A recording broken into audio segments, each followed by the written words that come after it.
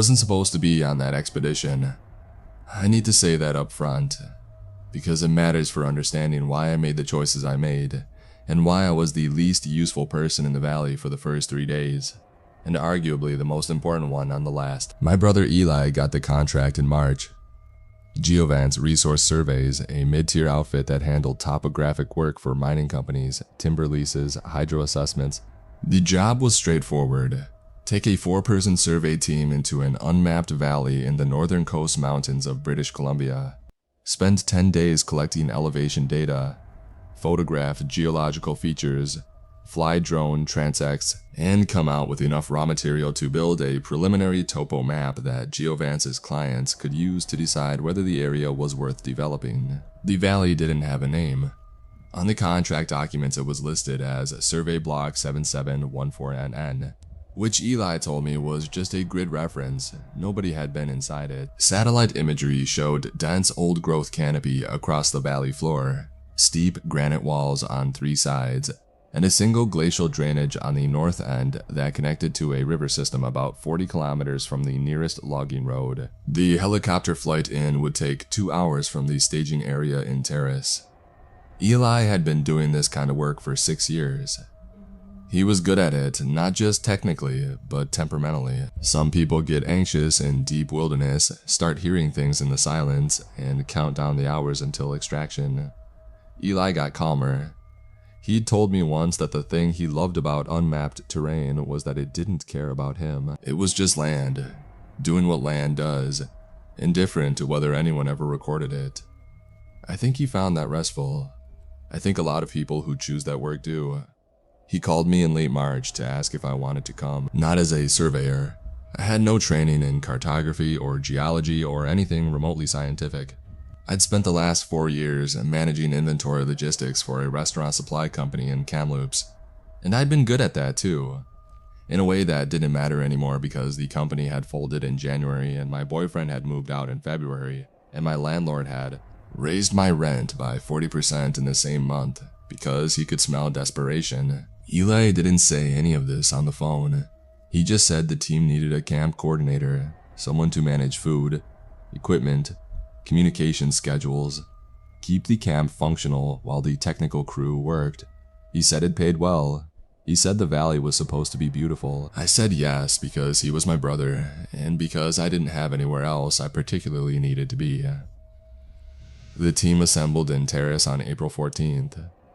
Besides Eli and me, there were 3 others. Dale Morrow was the field guide, a quiet, leathery man in his mid-50s, who'd spent 20 years in the Canadian Forces before transitioning to wilderness consulting.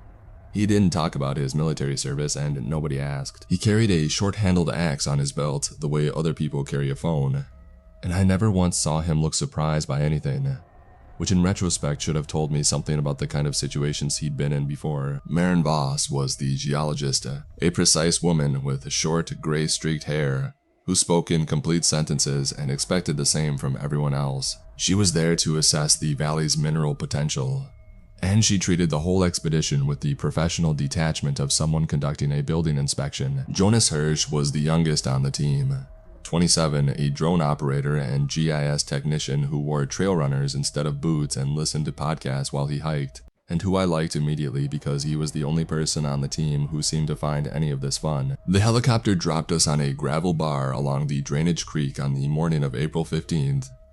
The pilot told us he'd be back on the 25th, gave us a satellite phone for emergencies, wished us luck, and lifted off. We watched the helicopter shrink against the mountains until the sound dissolved, and then there was just the creek and the wind in the valley. I want to describe the valley because it deserves that. It was beautiful in a way that I don't think photographs would have captured. The floor was broad and flat, maybe 2 kilometers across at its widest, carpeted in old-growth cedar and hemlock so tall that walking among them felt like being inside a cathedral with a green ceiling. The granite walls rose on the east and west sides nearly vertically, streaked with waterfalls that caught the light and broke it into moving rainbows. To the south, the valley narrowed into a steep-walled gorge choked with deadfall. To the north, where we'd come in, the drainage creek wound out through a gentler slope of alder and devil's club. The air smelled like cold water and bark. There were no trails, no blazes on trees, No fire rings or cut stumps or any of the small evidence of human passage that you learn to read in the backcountry. The valley looked exactly like what it was supposed to be, a place no one had been. We set up base camp on a flat bench above the creek, about 300 meters from the drop point. I laid out the tents, organized the food cache, set up the cooking area, and established a bear hang for our garbage while Eli and Marin took GPS readings and Jonas prepped his drones. Dale walked the perimeter of the camp slowly, studying the ground, the tree spacing, the sight lines. He didn't say anything was wrong. He just walked the perimeter twice, looked south into the valley's narrowing throat, and came back. That first day was ordinary. The team ate well, slept well, and woke on the 16th ready to start the real work. Jonas launched the first drone transect after breakfast. Eli and Marin headed south to begin ground truthing the satellite data. Dale went with them. I stayed in camp, organized equipment, and tested the satellite phone. The connection was weak but functional. I checked in with Geovance's dispatch at the scheduled time, confirmed our position, and settled in to wait. Jonas found the first cairn that afternoon. He'd been hiking to a clearing about a kilometer south of camp to get better line of sight for the drone's return path. The clearing was a natural gap in the canopy where a massive cedar had fallen years ago, leaving a sunlit patch of fern and salal. In the center of the clearing, half hidden by fern growth, was a cairn, a neat stack of flat stones about a meter tall. Clearly intentional, clearly built by hands. Jonas radioed me first. I walked out to meet him, and we looked at it together. The stones were local granite, lichen covered in a way that suggested they'd been there for years, maybe decades. Wedged into a gap between these top two stones was a section of hollowed wood, sealed at both ends with a dark resinous substance that Jonas said looked like pitch. He pried one end open. Inside were maps. I need to be specific about what I mean when I say maps because the word conjures images of gas station road atlases or the folded topographic sheets Li carried in waterproof cases. These were different. They were drawn on a material I couldn't identify, not paper, not hide, not bark. It was thin, slightly translucent, with a fibrous texture that reminded me of wasp nest but stronger, more flexible. The drawings were made in a dark pigment, almost black, applied with something fine-tipped and steady.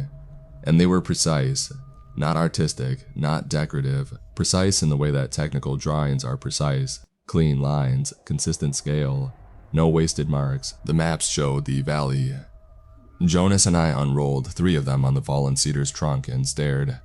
The largest one was a planimetric view, an overhead perspective showing the valley floor, the creek, the tree line, the cliff walls, even individual large boulders that I could match to ones I'd passed on the hike out.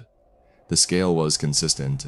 The proportions were accurate. If you'd showed me that map without context, I would have assumed it was produced by a professional cartographer working from aerial photography. Jonas said something like, "Okay, so someone's been here before." He said it casually, the way you'd notice a prize in a crossword puzzle. I nodded, but something about the maps was already bothering me in a way I couldn't articulate. It wasn't until Eli and the others came back that evening and spread all 6 maps out on the ground cloth that I understood what it was. Eli recognized it immediately. He crouched over the largest map with his headlamp on and his own GPS unit in hand and started comparing coordinates. After 20 minutes, he looked up and said, "These are accurate to within about 5 meters. Marin asked how that was possible without surveying equipment. Eli didn't answer. He was looking at the smallest map in the set, the one Jonas and I had barely glanced at because it seemed to show only a small area, a flat bench above a creek, with small rectangular shapes arranged in a cluster. Our camp, our tents, drawn before we arrived on material that had been sealed inside a cairn long enough for lichen to grow over the stones. Dale picked up the map, studied it under his headlamp, and set it down without a word. Marin said there had to be a rational explanation. Maybe a previous survey team had come through and selected the same obvious campsite, and the maps were just old survey records on unusual material. Eli pointed out that the map showed 5 rectangular shapes, 5 tents. We had 5 tents. Marin stopped talking. We didn't sleep well that night. Or I didn't. I lay in my tent listening to the creek and the wind and trying to convince myself that Marin's explanation made sense. That some prior team had camped here and drawn these maps, and the 5-tent detail was a coincidence, but the material wasn't paper, the pigment wasn't ink, and the lichen on the cairn stones suggested they'd been stacked years before geovans had even identified this valley as a survey target. In the morning, Jonas found 2 more cairns. They were north of camp, along the creek spaced about 200 meters apart. Each one contained the same kind of sealed wooden cylinders. The maps inside were more detailed than the first set, close-up views of specific areas, annotated with small symbols that none of us recognized. Circles, cross lines, dots arranged in patterns. Marin photographed everything. Eli spread them out and started cross-referencing with his own preliminary survey data, and kept muttering, "This is right," and "this is accurate," in a tone that had shifted from fascinated to unsettled. One of the new maps showed the clearing where Jonas had found the first cairn in the drawing. The fallen cedar was there, the fern patch, the cairn itself. But next to the cairn were 2 small figures, upright, standing close together, looking down at something on the cedar trunk. Jonas and me, the day before. Looking at the maps, Jonas noticed it first.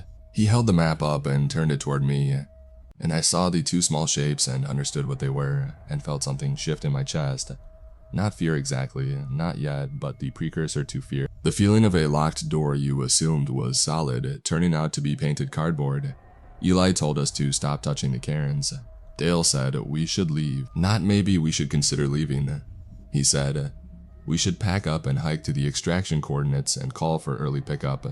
His voice was calm and flat and completely serious. Marin asked him what he thought was happening, and Dale said, "I think we're being watched by something that's smarter than us at this particular thing, and I think we should leave before we find out what it wants." We didn't leave. I wish I could say there was a good reason, but the truth is that the satellite phone had stopped working. Not broken, the hardware was fine, the battery was charged, it powered on and acquired satellites and showed a signal strength. But every call produced dead air. Every text returned a failure notification. We were 10 days from scheduled extraction and 50 kilometers from the nearest human being, and the only communication device we had was functioning perfectly and connecting to nothing.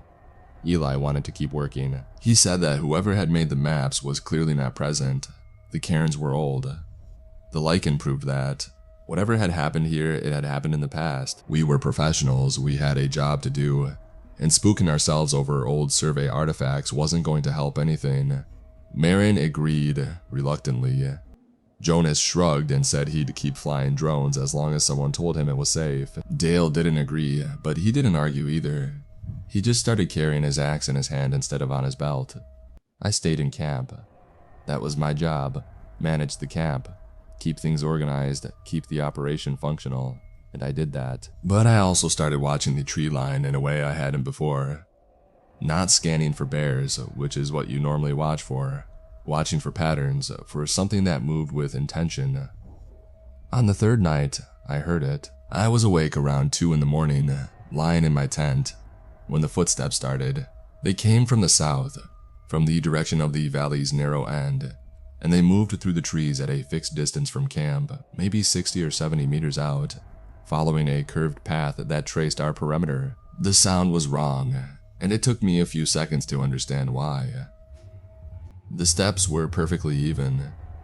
Not the irregular rhythm of an animal moving through deadfall. Not the variable cadence of a human adjusting to terrain. Each step was identical in timing and weight, like a metronome made of footfalls. Click, click, click, click, 1 step per second, unwavering, circling. I unzipped my tent and found Dale already sitting outside, awake, his axe across his knees. He didn't look at me. He was watching the tree line to the south, where the sound was coming from. "How long?" I whispered. 12 minutes, he said. "It's on its 3rd circuit." We listened together. The footsteps completed the circle and started again. Same pace, same distance, same path. On the 4th circuit, Dale stood up and took 3 deliberate steps toward the tree line. The footsteps stopped, not faded, stopped mid-stride like a recording cut. We waited in the silence for maybe 5 minutes, nothing resumed. Dale sat back down and said, It was pacing off the perimeter, measuring distance. He said it like he was reporting weather. I went back to my tent and did not sleep. I told Eli in the morning. He listened, nodded, and said we should set up trail cameras. Jonas had brought 2 small motion-activated units for wildlife documentation. We mounted them on trees at the south and west edges of camp, aimed outward, and checked them every morning. The cameras caught nothing, not because nothing was there. The trail cameras showed images of trees, ground, ferns, and in every 3rd or 4th image, a cairn that hadn't been there the previous day. New cairns appearing at the edges of our camp overnight, each one containing maps. These new maps were different from the first ones. They were smaller, more focused. They showed individual paths, lines traced through the valley with small timestamps marked in the same unknown symbols. After Eli compared them to our GPS logs, he went very quiet. The paths on the maps matched our movements. Every hike we'd taken, every transect Jonas had flown, every perimeter Dale had walked, recorded in real time and deposited in stone cairns like offerings or like files in a cabinet. We were being surveyed. Marin started building a theory. She said that what we were dealing with might be a previously uncontacted indigenous presence, people who had been in the valley for generations, who had developed their own cartographic methods, and who were monitoring us the way any territorial group would monitor intruders. She said the precision of the maps suggested a sophisticated spatial intelligence, but not necessarily anything supernatural or threatening. She said we should leave signs of peaceful intention. Dale looked at her while she said all of this and then looked away. On the morning of the 5th day, Jonas hiked south to retrieve a drone that had landed in the canopy about 1 kilometer from camp. He took a radio. He checked in at 20-minute intervals. His first 2 check-ins were normal. He'd found the drone. It was stuck in a hemlock. He was going to climb for it. His 3rd check-in was 30 seconds of silence, followed by, "There's a new cairn here, right at the base of the tree. It wasn't here when I climbed up." Then he said, "Cass, there's something on the other side of the creek, standing. It's just standing there." I asked him what it looked like. There was a pause, and when he spoke again, his voice had changed in a way that I recognized from accident scenes and emergency rooms. The flat calm of someone whose body is producing so much adrenaline that emotion becomes a luxury they can't afford. He said it's tall. Taller than a person. It's not wearing anything. It's gray. It's looking at the tree I climbed, and I think it's measuring it. It's holding its arms out between the tree and the cairn like it's measuring distance. I told him to come back to camp. He said okay. The radio went silent. Jonas didn't come back. We gave it an hour. Then Dale and Eli geared up and went south. I wanted to go with them, but Dale told me to stay with Marin. Keep trying the satellite phone, and if they weren't back by dark, to start walking north toward the extraction point and not stop for anything. He said it without drama.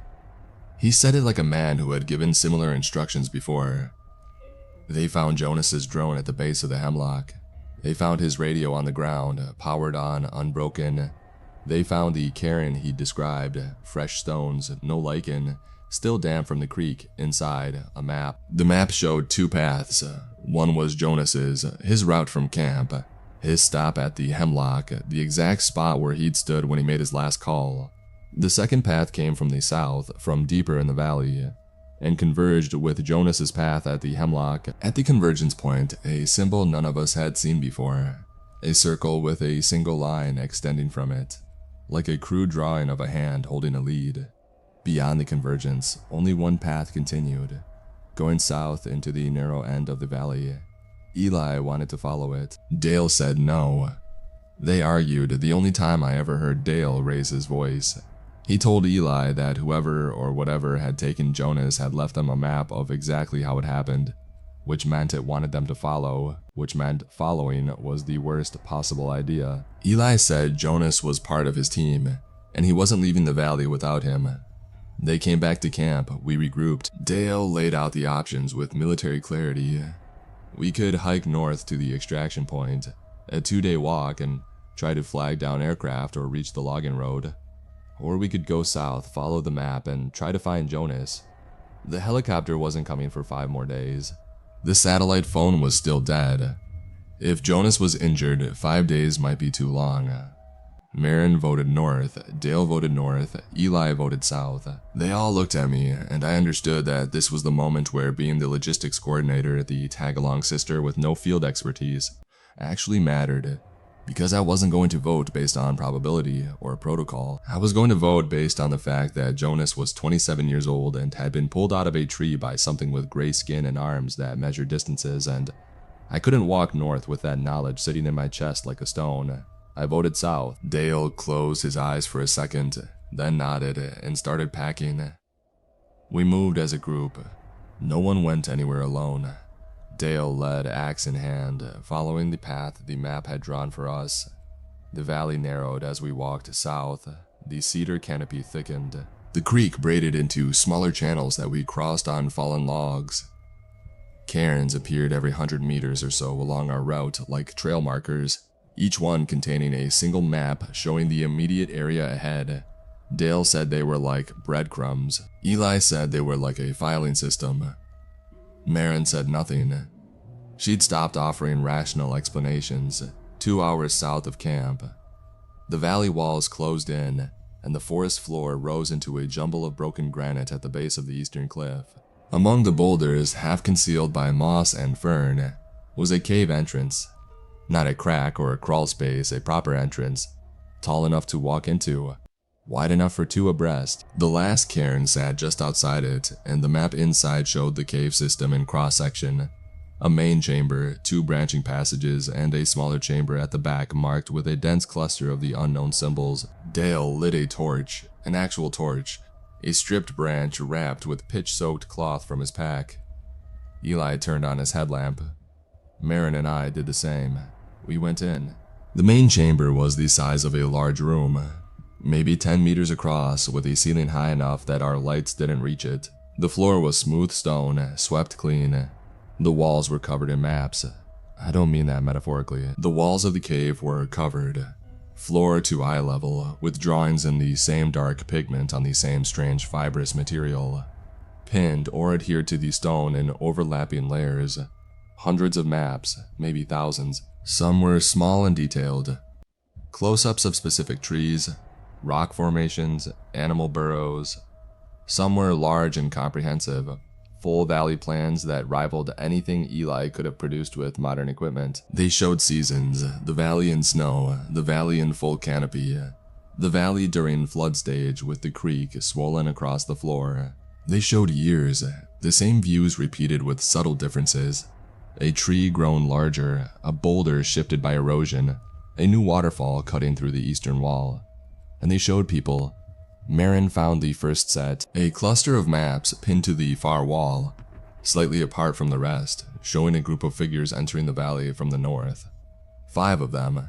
They carried packs and walked in single file and made camp on a flat bench above the creek. Over a series of perhaps 20 maps, their movements were tracked where they walked each day, where they stopped, where they ate. The last map in the series showed 4 paths converging toward the cave, and a 5th path ending at a point further south, marked with that circle and line symbol. Below that set was another different figures, different number, 3 this time, same pattern. Arrival, tracking, convergence, termination. Below that, another and another. Eli counted 14 sets of human tracking maps on that wall. 14 groups spanning what appeared to be decades based on the aging of the materials. The earliest sets were on material so brittle it flaked at the edges. The most recent was ours.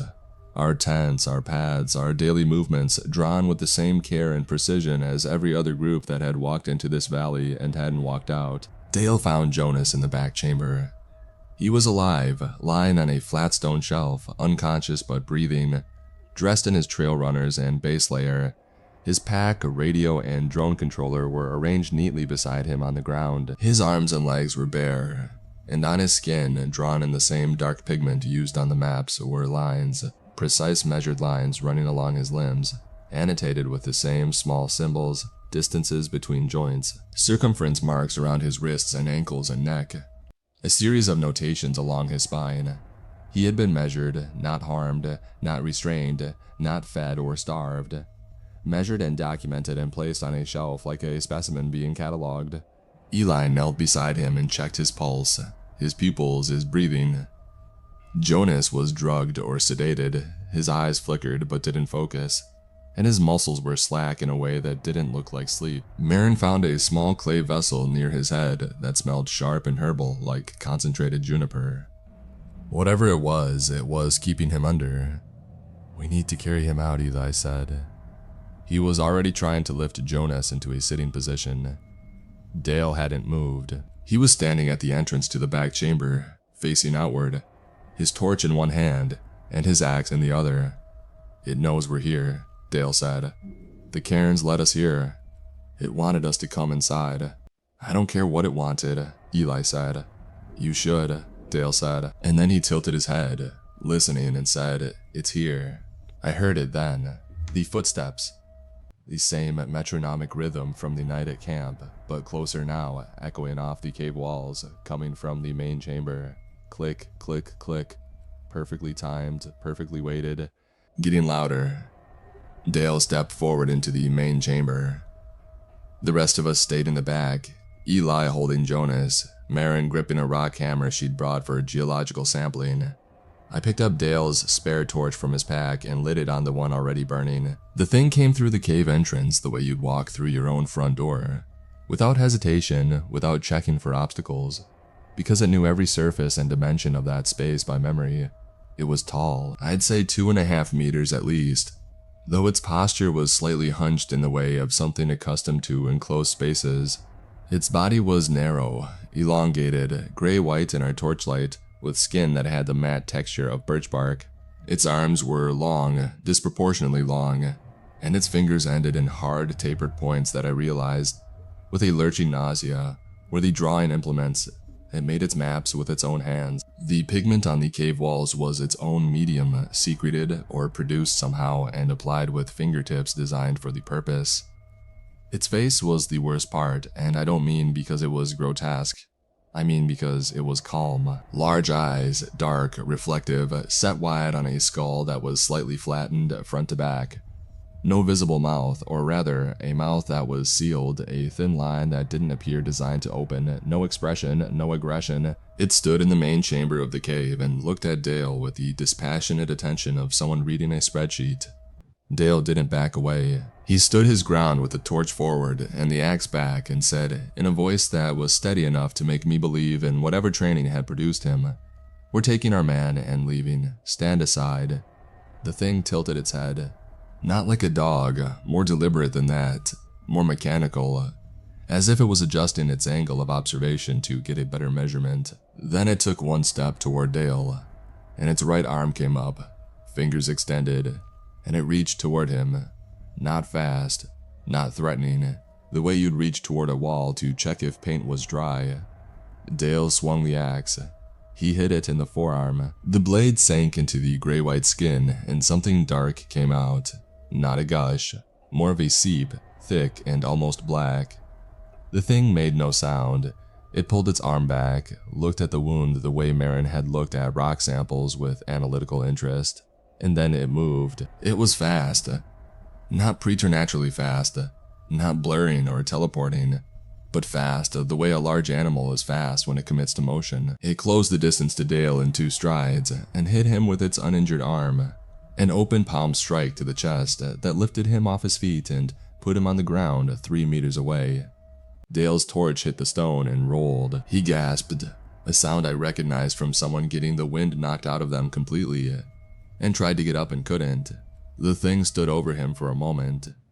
Then it crouched, and with its injured hand it began to draw on the cave floor, quickly, precisely, using the dark substance from its own wound as pigment. Lines, symbols, measurements. It was mapping where Dale had fallen, recording the distance of the impact, the angle, the position of his body. Dale was on the ground with broken ribs, and the thing that had broken them was documenting the result. That was when I understood what it was. Not a predator, not exactly, not a guardian or a territorial animal. It was a cartographer. That was its function, the thing it was built for or had evolved to do. It mapped everything, the valley, the trees, the water, the animals, and the people who wandered in. It didn't kill for food or defense. It collected, it measured, it recorded. And when it had finished cataloging a specimen, it filed the data and waited for the next one.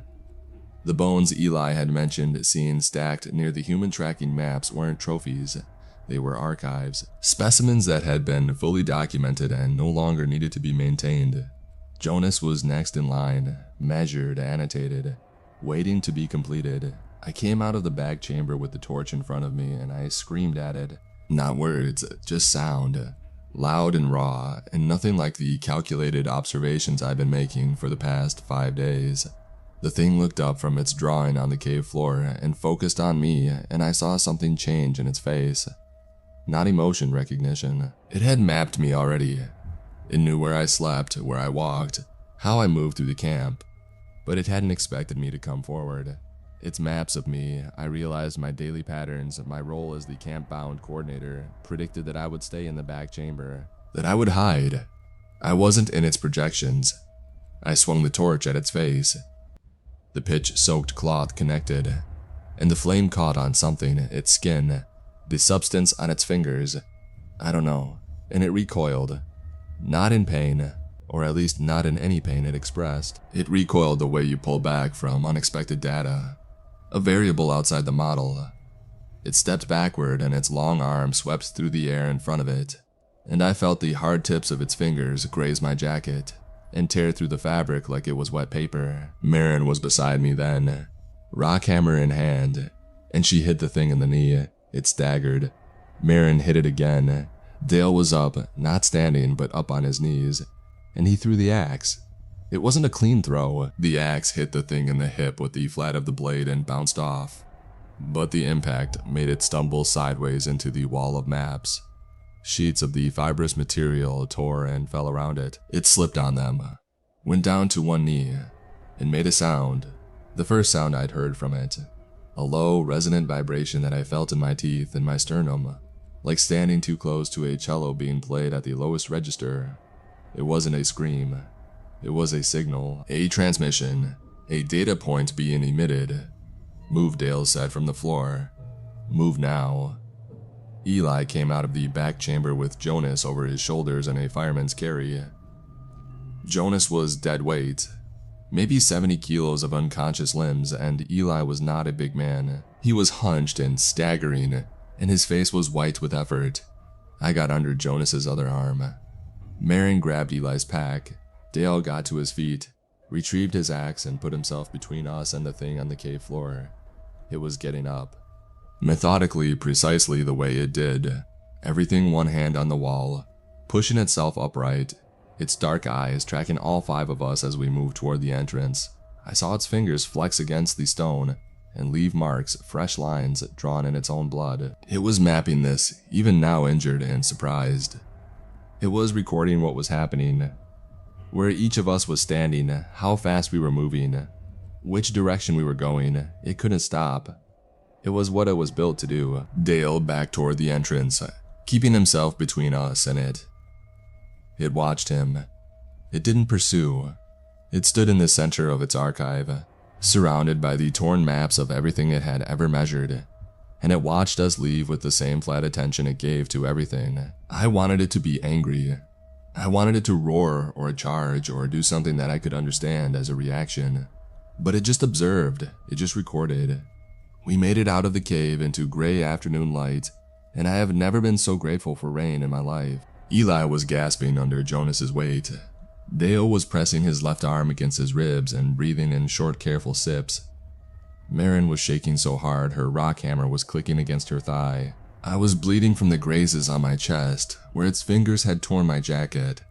Shallow cuts that stung like paper cuts and bled more than they should have. Dale dropped his pack, pulled out the emergency demolition charges, and looked at Eli. These were small-shaped charges meant for clearing rockfalls that blocked survey routes. Standard equipment for remote wilderness work. Dale had 4 of them. "I'm sealing it in," he said. Eli nodded. Marin said, "Will that hold it?" And Dale said, "It'll collapse the entrance. If there's another way out, it'll find it, but it'll buy us time." He placed the charges around the cave entrance while I held the torch and Marin kept watch. Inside the cave, I could hear the footsteps again. Click, click, click. Moving toward us, measured and even and unhurried. The pace of something that knew exactly how many steps it was from the entrance, because it had counted them 1,000 times before. Dale lit the fuse. We ran. The blast was sharp and flat, not the dramatic explosion of movies, but a hard crack followed by a grinding roar as the granite above the entrance fractured and came down. Dust and gravel blew outward. The ground shook, and beneath the sound of falling rock, I heard the signal again, that low cello vibration, cut short as the stones sealed the entrance. We didn't stop. Dale led us north, back through the narrowing valley, retracing the path we'd taken south. The cairns were still there, lining our route like mile markers on a highway.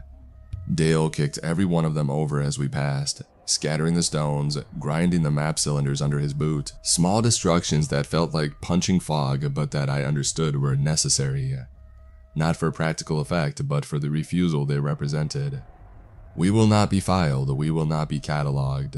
Eli carried Jonas for the first 2 kilometers. Then I took a turn, and then Marin. Dale couldn't carry. His ribs were broken, 3 at least, and every breath was an audible project. Jonas stayed unconscious through all of it, his measured limbs dragging, the dark symbols on his skin smearing with sweat and rain. We reached base camp at dusk. We didn't stop there. Dale said to take only what we could carry: water, food, first aid. Leave the tents, the equipment, everything else. We loaded up and kept walking north, following the creek out of the valley toward the extraction point. The walk took all night. I don't remember most of it clearly. It exists in my memory as a series of sensations rather than events. The cold. The weight of Jonas being passed between us. The sound of the creek. Dale's breathing, which got worse every hour. Each inhale a careful, rationed thing. Marin's hand on my arm when I stumbled in the dark. Eli's voice steady and constant, talking about nothing. About maps he'd made in other valleys. About our mother's cooking. About the time I'd broken my arm, falling off a fence when I was 9. Talking to keep us moving. Talking because silence would have let us listen for footsteps. We reached the extraction coordinates at dawn. A wide gravel bar on the river, open sky, no tree cover.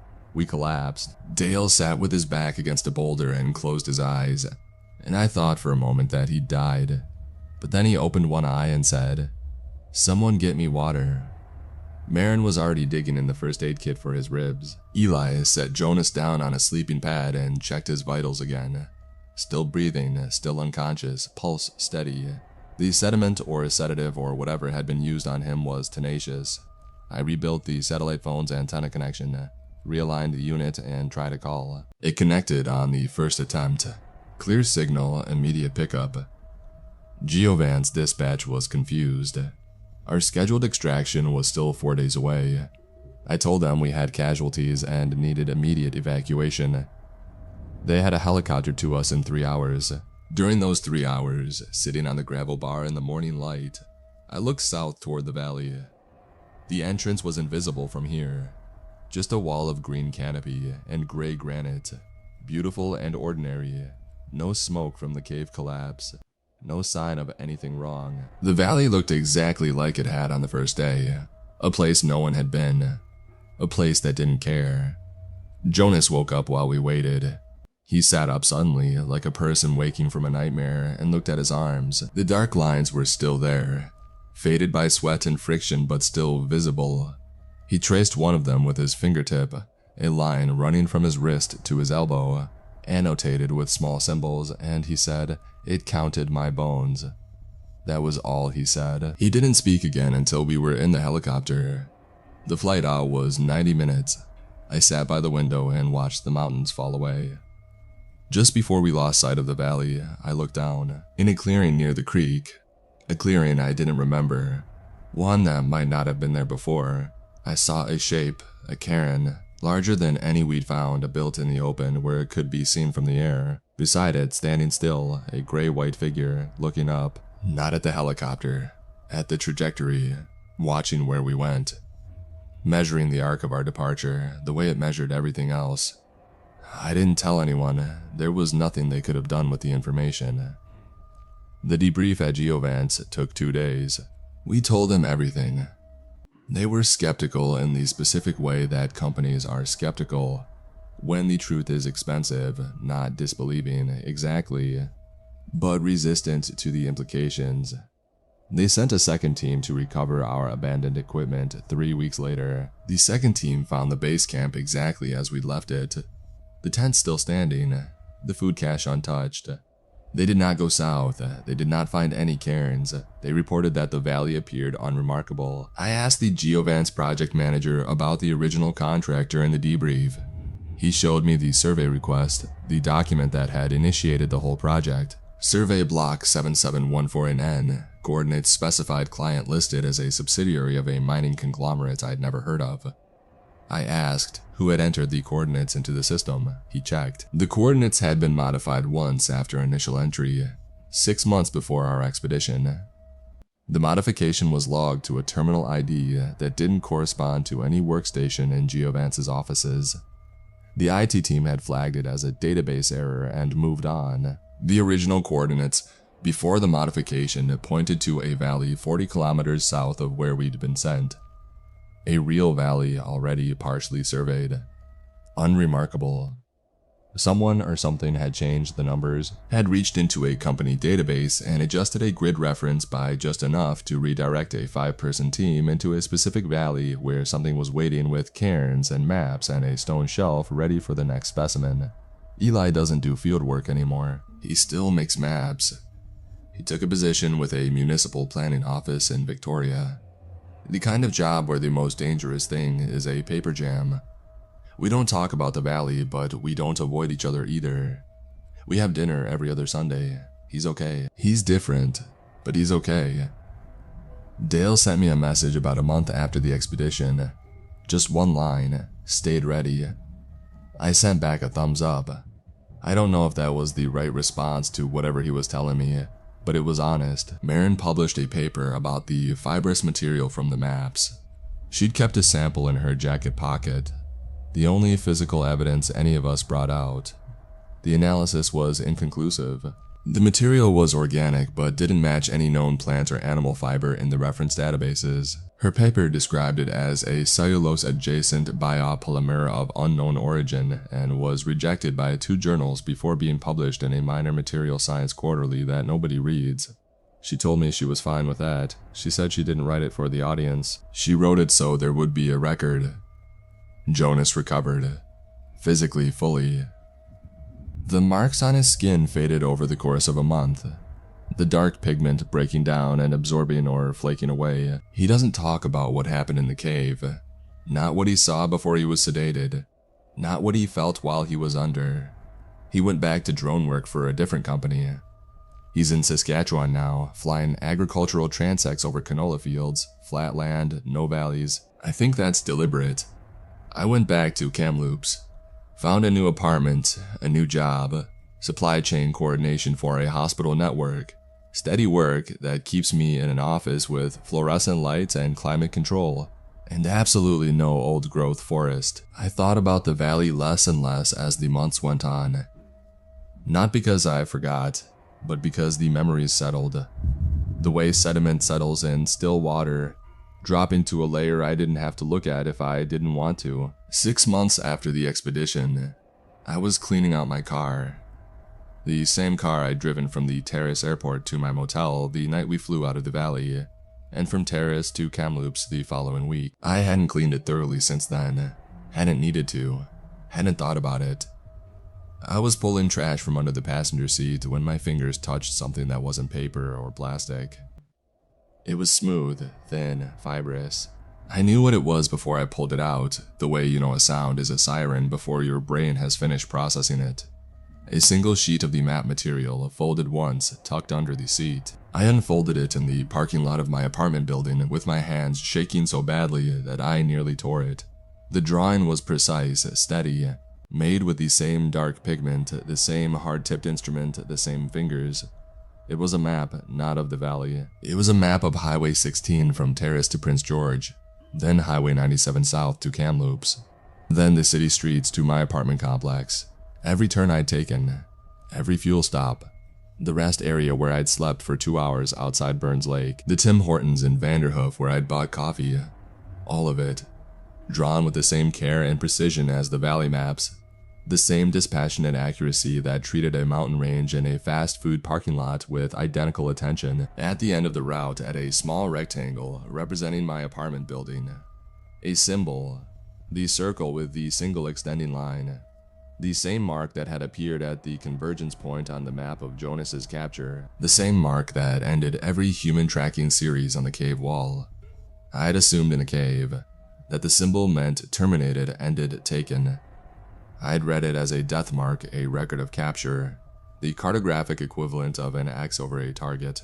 But looking at it on the map of my own route home, placed precisely at the building where I was standing, I understood that I'd been wrong. The symbol didn't mean ended, it meant located. Every set of maps on that cave wall, every tracked group, every documented entry and traversal, ended with that symbol, not because the subjects had been killed at those points, because they'd been followed to those points, mapped all the way to wherever they went after they left the valley. The cave wasn't just an archive of what came in. It was an archive of where everything went when it left. I used to comfort myself with the idea that the thing in the valley stayed there because the valley was its territory, that it was confined, limited, bound to its geography the way a spider is bound to its web, that we had escaped its range when we flew out on that helicopter, and that the distance between the coast mountains and Kamloops was a wall. It couldn't cross, but cartographers don't stay in one place. That's the whole point. They go where the map needs to go. They follow the lines they've drawn until the lines reach something worth documenting. And then they document it. And then they draw new lines extending further. I keep the map in a lockbox in my closet. I haven't moved apartments. I haven't changed my route to work. There would be no point. It already knows where I am. It's known since the day I left.